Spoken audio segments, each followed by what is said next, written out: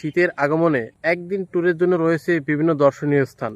সেরকম একটি দর্শনীয় স্থানে আজকে আমি যাচ্ছি। আজকে আমার গন্তব্য হলো ব্যান্ডেল চার্চ। 25 ডিসেম্বর এবং 1 জানুয়ারির উপলক্ষে অধিকাংশ মানুষই ভিড় করে এই ব্যান্ডেল চার্চে। খুব সুন্দরভাবে সেজে ওঠে ব্যান্ডেল চার্চ। তো তারই সর্বশেষ আপডেট এবং তথ্য আপনাদেরকে শেয়ার করার চেষ্টা করব এই ভিডিওতে। চলুন যাত্রা শুরু করি।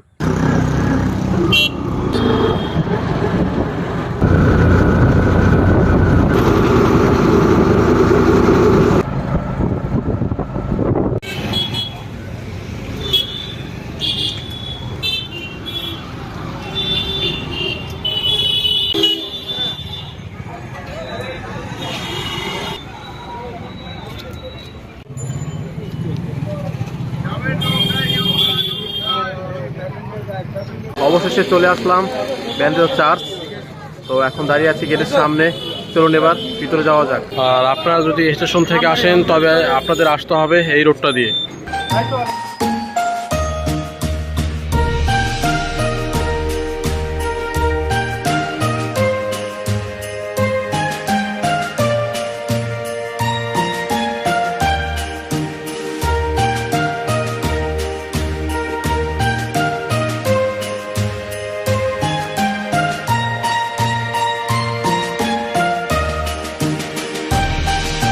বলে রাখি, এখানে প্রবেশের জন্য কোনো এন্ট্রি ফি লাগে না।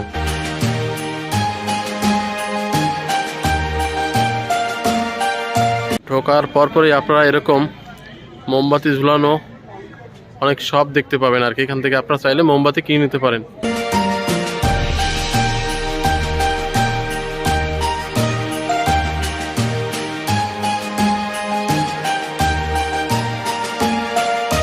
এইখানে এগুলোর মাধ্যমে ফুটিয়ে তোলা হয়েছে যীশু খ্রিস্টের জীবনের নানান ঘটনা।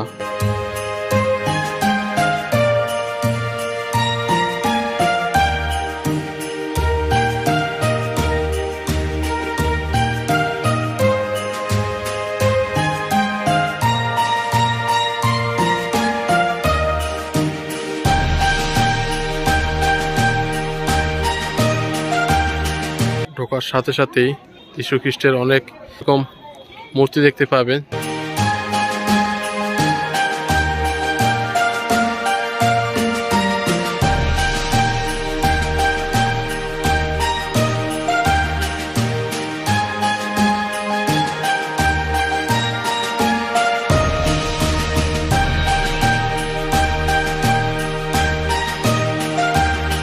এই স্থানে তুলে ধরা হয়েছে যীশু খ্রিস্টের ক্রুশবিদ্ধ হওয়ার বিষাদ ঘন মুহূর্ত।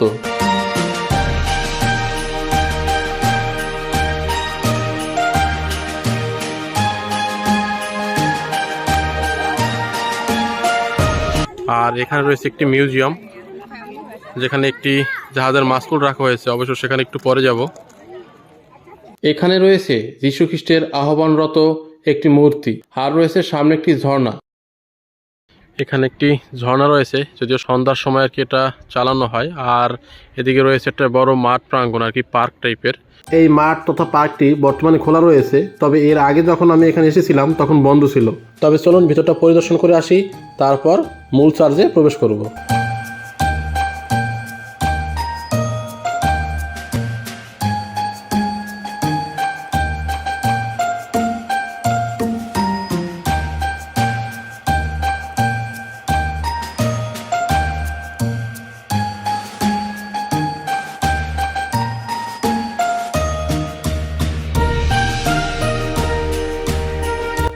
মাঠটি খুবই সুন্দর, পরিষ্কার পরিচ্ছন্ন, সাজানো গোছানো। তবে আপনারা আসলে অবশ্যই পরিষ্কার পরিচ্ছন্নতা বজায় রাখবেন।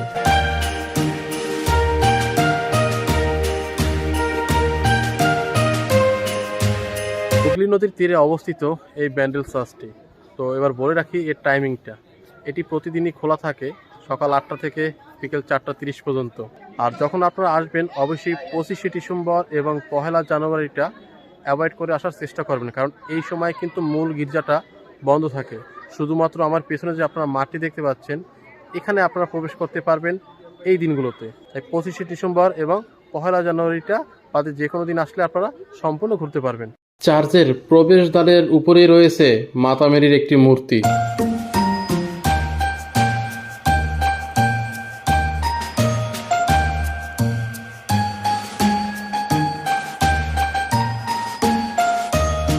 বলে রাখি, ব্যান্ডেল চার্চে সারা বছর মানুষ আসে, তবে শীতকালে সব থেকে বেশি মানুষের ভিড় হয়।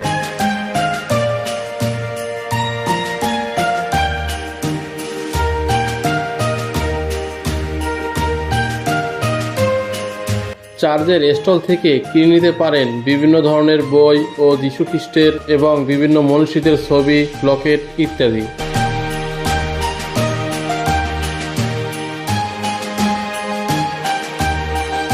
ভিতর থেকে ঘুরে আসলাম, বেশ ভালো লাগলো। তবে ভিতরে কিন্তু মোবাইল বা ক্যামেরা একদম অ্যালাউ নয়, তো আপনাদের আপাতত দেখাতে পারলাম না। তো আসলে আপনারা ভিতরে যাবেন, খুব ভালো লাগবে আপনাদের। চলুন বাকি অংশটা ঘুরে দেখি। আপনাদের এভাবে জুতা রেখে তারপর ভিতরে প্রবেশ করতে হবে।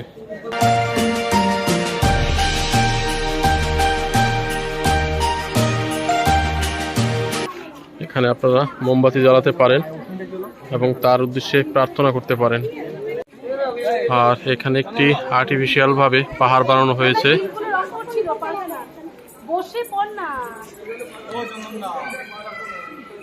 যেখানে যীশু খ্রিস্ট রয়েছে এবং উপর রাখা হয়েছে মাথা মেরিকে।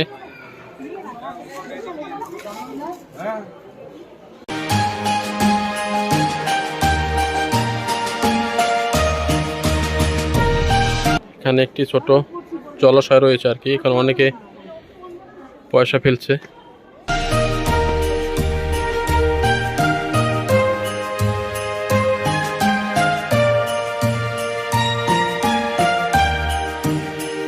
এখানে চাইলে আপনারা মোমবাতি জ্বালাতে পারেন এবং তার নিকটে প্রার্থনা করতে পারেন। আর চলুন সিঁড়ি বেয়ে উপরে যাচ্ছি।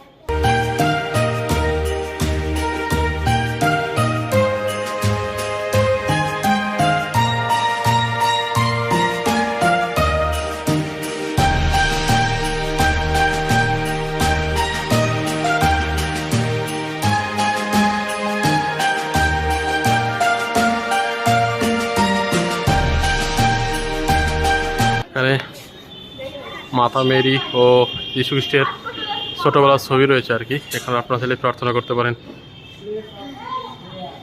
আর এই টাইলসগুলো কিন্তু মারাত্মক পরিমাণে স্লিপ কাটে, তো এখানে আপনারা যখন হাঁটাচলা করবেন একটু সাবধানতা অবলম্বন করবেন।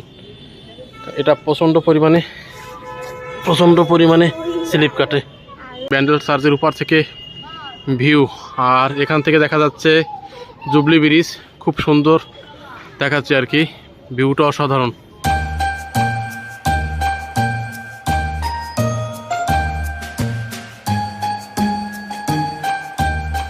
বলে রাখি, প্রার্থনার সময় কিন্তু এখানে সাইলেন্ট বজায় রাখাটার কথাই বলা হয়েছে বারবার। পরের মেইন জায়গায় দাঁড়িয়ে আর কি সেলফি তোলাটা বারণ, সে কথা এখানে বারবার উল্লেখ করা হয়েছে।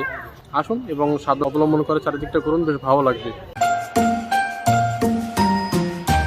এর নিচের ভিউ, আর এই জায়গার চারদিকে রয়েছে চারটা ঘড়ি আর কি। জায়গাটা খুবই পিচ্ছিল আর কি, অতি সাবধান।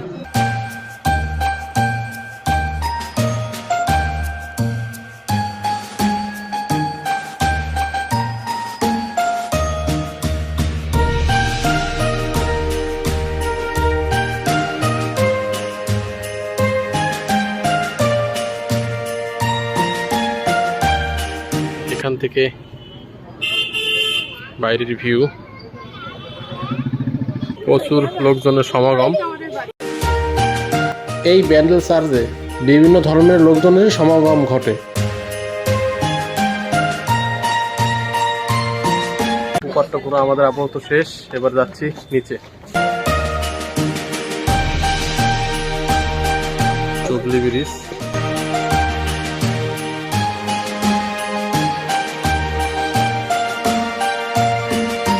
এই সিঁড়িটা দিয়ে উঠতে হবে। এখান দিয়ে উঠে এই দিকটা ঘুরে এখান দিয়ে ঘুরে বের হবেন, তারপর এই সিঁড়ি দিয়ে আপনাদের নিচে নামতে হবে। অর্থাৎ ওঠার জন্য একটা সিঁড়ি এবং নামার জন্য আরেকটা সিঁড়ি। জুবলি ব্রিজটা খুব সুন্দর লাগছে এখান থেকে।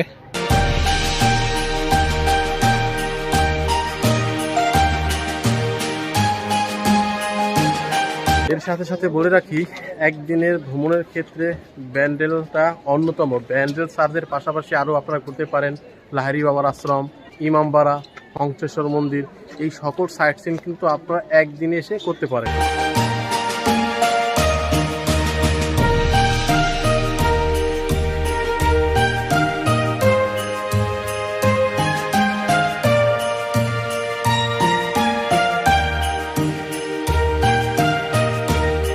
বেলা বাড়ার সাথে সাথে এখানে লোকের সমাগমটাও অনেকটা বেড়ে যাচ্ছে।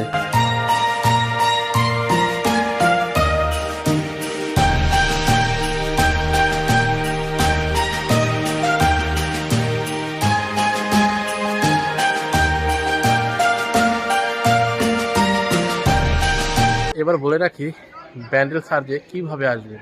যারা হাওড়ার দিক থেকে আসবেন, হাওড়া থেকে কাটোয়া লোকাল, বর্ধমান লোকাল কিংবা হাওড়া ব্যান্ডেল লোকাল ধরে চলে আসবেন ব্যান্ডেল স্টেশন। সেখান থেকে কোনো টোটো বা অটো ধরে সরাসরি চলে আসবেন একদম ব্যান্ডেল চার্চের সামনে। ব্যান্ডেল স্টেশন থেকে এই ব্যান্ডেল চার্চের দূরত্ব 2 কিলোমিটার। আসতে মোটামুটি 15 মিনিটের মতো সময় লাগবে। ভাড়া পড়বে জনপদ 15 থেকে 20 টাকা।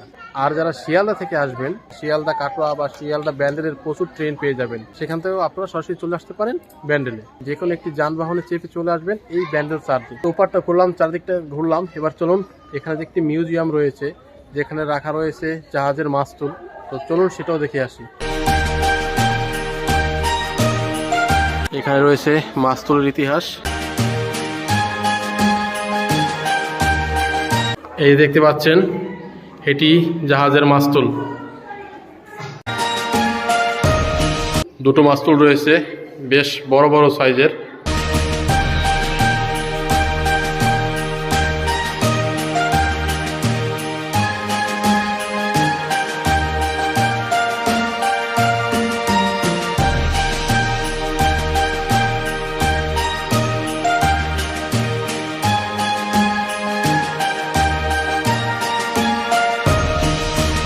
এখানের তথ্য মতে এই ব্যান্ডেল চার্চ 1599 সালে স্থাপিত হয়েছিল। আর এই ব্যান্ডেল চার্চের পোশাকি নাম হলো ব্যান্ডেল বেসিলিকা চার্চ। ব্যান্ডেল শব্দের পর্তুগিজ অর্থ জাহাজের মাস্তুল। যদিও এই নিয়ে অনেকের বিভিন্ন মতামত রয়েছে, তো সেদিকে যাচ্ছি না। আবার কেউ কেউ মনে করেন এখানে বিভিন্ন উপনিবেশিত গড়ে ওঠার এর নামকরণ করা হয়েছে ব্যান্ডেল। আর এই ব্যান্ডেল চার্চ সম্পর্কে রয়েছে অনেক ইতিহাস। এটি অনেক বড় হয়ে যাওয়ার কারণে সেই ইতিহাসে আজকে যাচ্ছি না, এর বাস্তব অবস্থানটাই আপনাদের সামনে তুলে ধরছি। এই হলো পার্ক।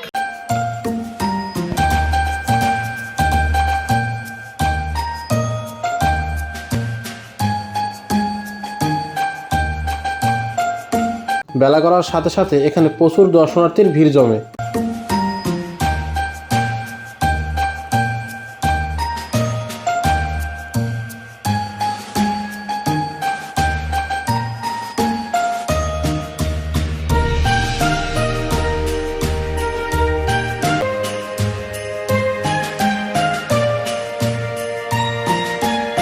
তো বলে রাখি, এখানে 25শে ডিসেম্বর থেকে শুরু হয় বড় ধরনের এক মেলা।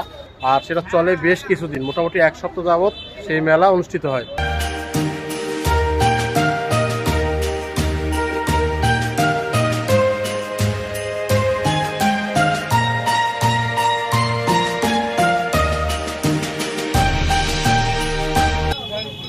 এই হলো ব্যান্ডেল চার্চের গেটের সামনে বিভিন্ন দোকান বসছে। আপনারা যদি ব্যান্ডেল স্টেশন থেকে আসেন তবে আসতে হবে আপনাদের এই দিকটা দিয়ে। আর যদি হাই রোড ধরে আসেন তাহলে আসতে হবে আপনাদের এই সাইডটা দিয়ে। আর এখানে প্রচুর খাবারের দোকান রয়েছে ব্যান্ডেল চার্চের সামনে। আর এখানে অনেক গাড়ি পেয়ে যাবেন।